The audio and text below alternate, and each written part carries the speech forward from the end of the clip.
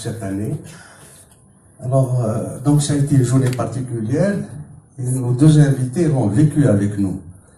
Ce qui, sans tarder, nous avons invité nos journalistes pour un point de presse sur cette journée. Donc, sans trop tarder, je vais leur demander de s'exprimer sur cette journée. J'appellerai d'abord en premier lieu notre ami Jean-Paul Vesco. Oui, c'est vous d'abord. Et ensuite, on laissera le chef affronter quelques questions de journalistes.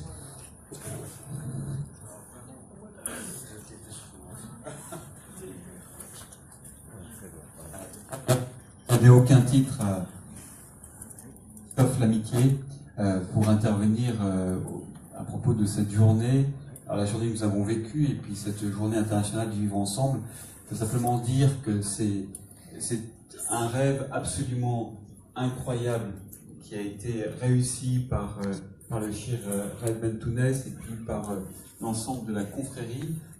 Il m'a re-raconté, vous m'avez re-raconté, Chir, aujourd'hui, cette épopée absolument incroyable à l'ONU pour arriver à l'unanimité de 193 pays, voilà, à l'initiative voilà, une initiative tout à fait personnelle et portée, comme quoi l'impossible peut toujours advenir, voilà, le meilleur peut toujours advenir, l'utopie peut toujours devenir réalité, il suffit d'y croire. Je suis très très touché que cette journée soit venue d'ici, très heureux que sans doute l'inauguration du sanctuaire de Santa Cruz, en même temps que la mosquée qui est au sommet du mont, soit inaugurée par le ministre des Affaires religieuses, vraisemblablement le jour de la Journée internationale du vivre ensemble. En tout cas, c'est son souhait, c'est ce qu'il m'a dit, c'est pas encore officiel, mais ce serait un signe très fort. Et puis, je suis très touché, Chir, parce que vous m'avez confié les autres projets que vous avez pour faire avancer l'humanité, que c'est beau de pouvoir se sentir mais tellement proche. Le Chir me disait pendant le repas, il me disait, mais se disputer encore aujourd'hui à propos de religion, ça appartient au passé. C'est un combat qui appartient au passé. Il y a tellement de défis qui se présentent à notre humanité, notre commune humanité, qu'il n'y a pas de temps à perdre. Et donc, je ne perds pas une seconde pour vous passer la parole. Merci, monseigneur. Chef Marbabi.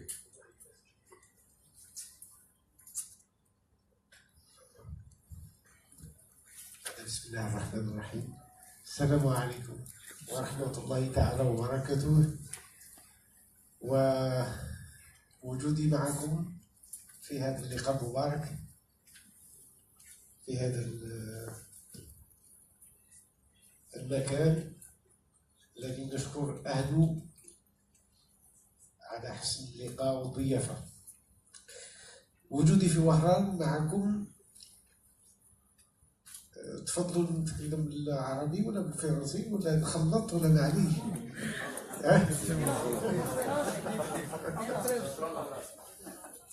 لا، خاطر إذا معنا ضيوف اللي يتكلموا إلى اللغة الفرنسية من الأحسن نتكلموا اللغة اللي يفهمها الجميع. Donc ma présence parmi vous aujourd'hui à Oran, elle m'évoque ce souvenir de 2014, quand la décision a été prise par nombreuses assemblées qui étaient présentes, plus de 3600 congressistes de 25 pays, et qui tous ensemble ont décidé de promouvoir une journée internationale du vivre ensemble.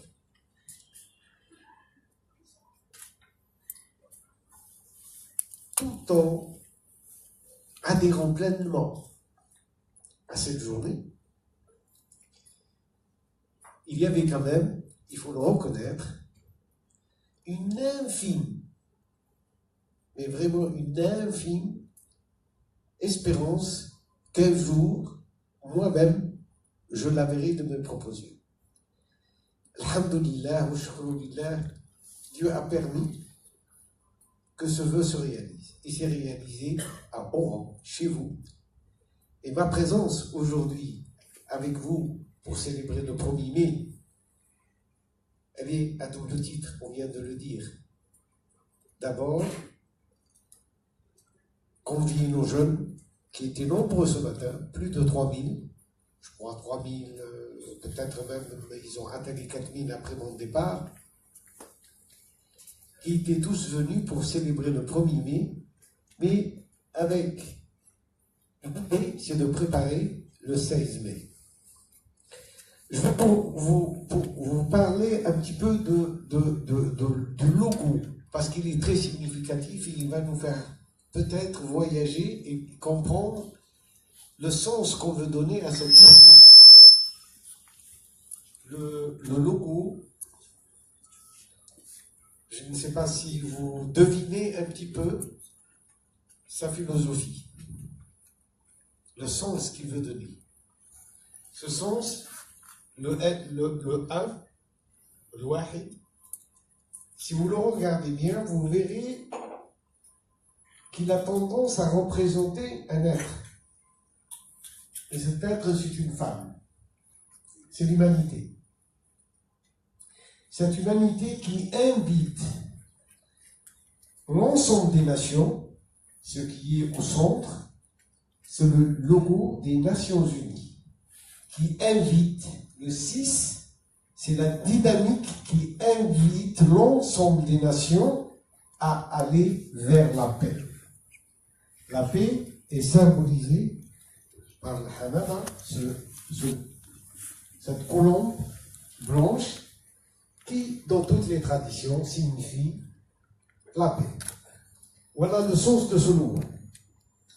Comme je l'ai dit en rentrant, ce n'est pas une conférence de presse parce que vos collègues d'Alger m'attendent demain à 9h.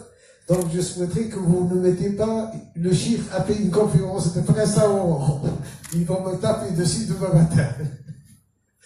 Donc c'est juste un point pour parler d'Oran, de Wahm al-Bahia et زادت بهات بفضل هذا المشروع يوم العالمي للعيش معا بالسلام.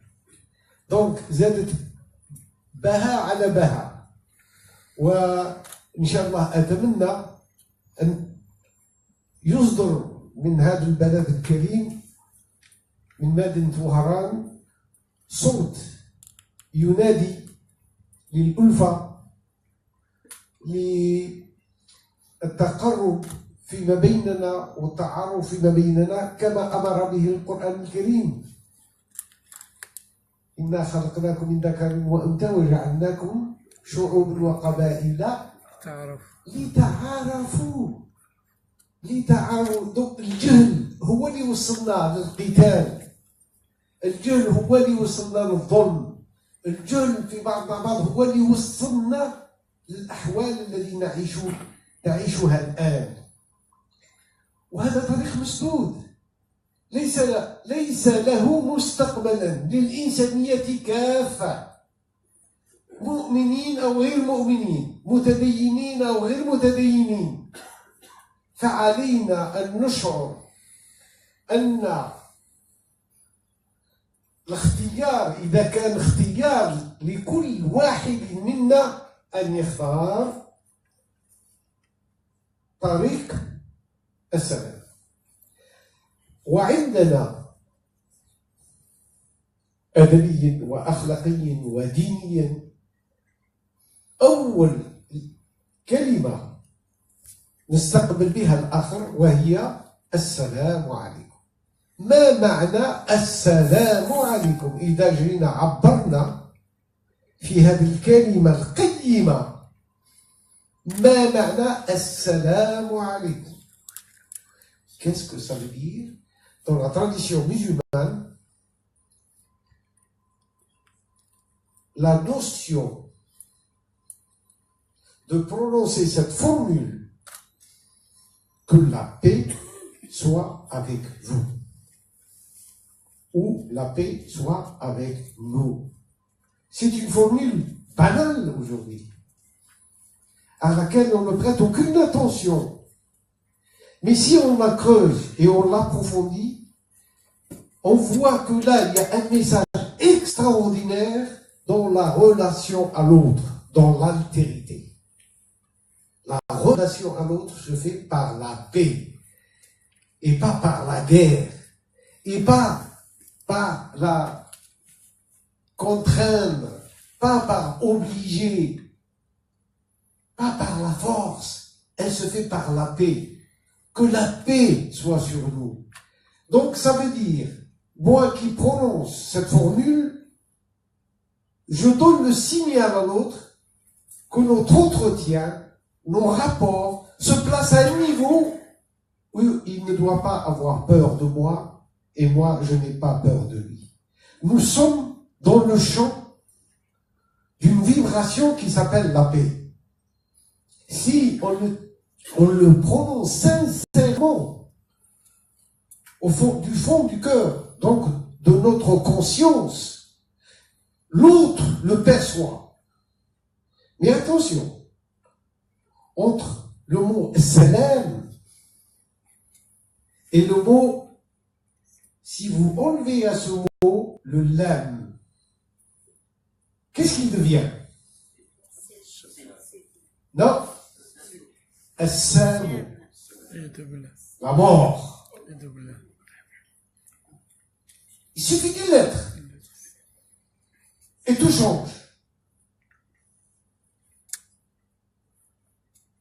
Donc, l'importance aujourd'hui et l'invitation qui nous est faite, c'est pas le Cheikh Bentouna, c'est pas Aïssa qui... Oui, bien sûr, il faut des êtres, il faut des gens, il faut composer, il faut travailler, il faut courir, il faut pour obtenir des choses. Mais ça, c'est un don divin. Wahba ilahiya. Wahba ilahiya. C'est un don divin. Si notre pays, notre ville ici, les villes de l'Algérie, tout notre pays, qui a, c'est pas rien, je peux vous l'assurer, c'est pas rien. C'est pas rien que de convaincre 193 pays. Avoir la voix des États-Unis et avoir la voix de la Corée du Nord dans le même panier, croyez-moi que c'était un combat qu'a mené la diplomatie algérienne. J'en suis témoin. C'était un front de tous les jours, de tous les instants, de tous les mois, et pratiquement de tous les semaines. De convaincre que notre intention n'est rien d'autre que de rassembler et de réconcilier la famille humaine dans sa diversité et le respect dû à chaque tradition. Nous ne voulons pas faire une nouvelle religion. Les parents avec les enfants, les voisins. Alors on me dit, mais à quoi elle va servir? Qu'est-ce que vous allez faire? Qu'est-ce que vous allez faire de cette journée? Comment on va la fêter? Qu'est-ce qu'on va faire? Bon, ben, ça sera oui. Oui. On peut en faire soit un événement. Très bien. Le 16, on va se réjouir, on va... Probablement, ce sera peut-être le premier jour du Ramadan. C'est un hasard, là aussi. Comme d'ailleurs le jour où la résolution est passée. C'était Sabour al-Moulid al-Nabawi Sharif. Le 8 décembre, c'était Sabour al-Moulid al-Nabawi Sharif. Comme un hasard. Tout ça, c'est des signes. Donc, soit on fait de cette journée un événement, soit on fait autre chose. Un avènement. Et ça change complètement. Nous décidons tous ensemble d'écrire une nouvelle page de notre histoire. Et de dire, j'aime plus ça. Que ce jour-là, moi, vous, n'importe qui ici, ce jour-là, je vais réfléchir, je vais dire, mais quel est celui que je déteste le plus? Celui-là, je vais lui rendre visite et je lui dis que la paix soit avec toi.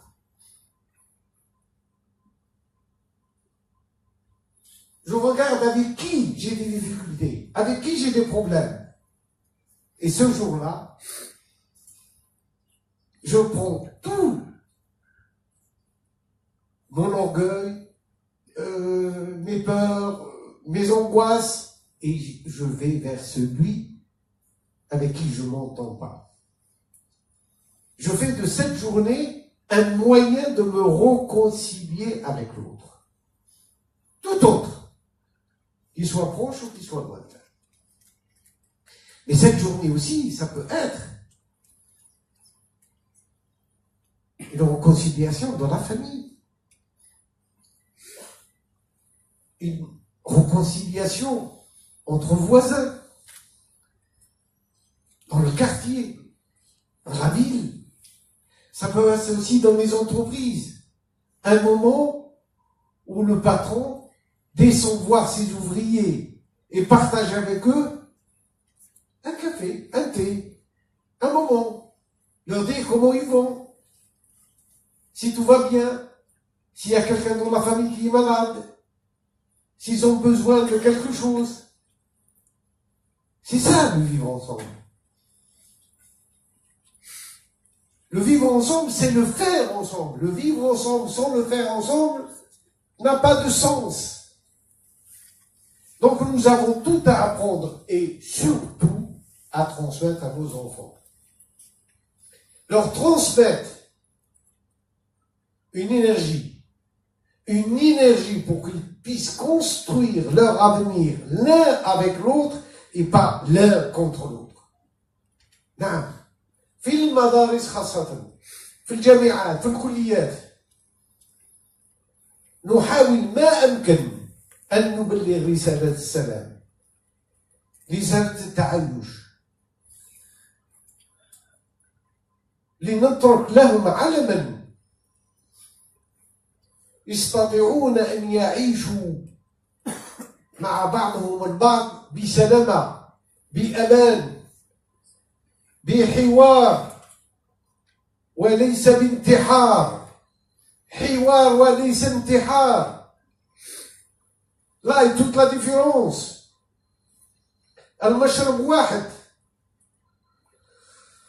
pour nous musulmans notre source c'est le Coran pour les chrétiens c'est l'évangile pour les juifs c'est la Bible pour les hindouistes, c'est les Védas, les Upanishads, etc. Chaque tradition a ses livres scripturaires.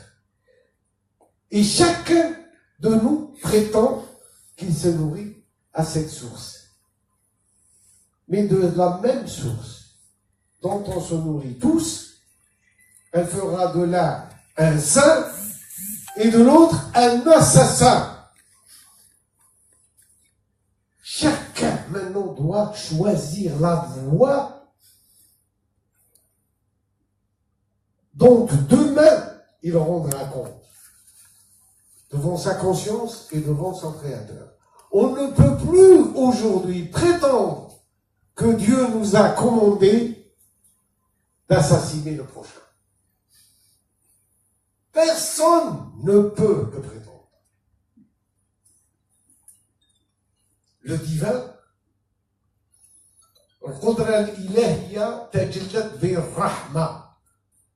la manifestation divine, elle s'est manifestée par la miséricorde. Et c'est cette rahma qui régit l'univers. Prétendre que Dieu appartient à une communauté. L'exclusivisme du divin, c'est une absurdité. Dieu appartient aux moustiques, à la fourmi, à la montagne, à la mer, à l'univers. Cet univers inconnu, dont on ne sait même pas le 1 millionième aujourd'hui, avec tout notre savoir et toutes nos compétences. Donc, soyons humbles et travaillons afin que la culture de paix nourrisse nos consciences, éduque nos enfants, pour que notre pays soit un pays d'exemple. Que notre pays, qui a toutes les possibilités de réussir, de s'épanouir, de nourrir, d'éduquer, qui soit l'exemple. Puisque l'autorité de ce pays a opté pour cette voie du vivre ensemble. Alors mettons au défi tous les Algériens et les Algériennes de construire cette société du vivre ensemble. Merci beaucoup.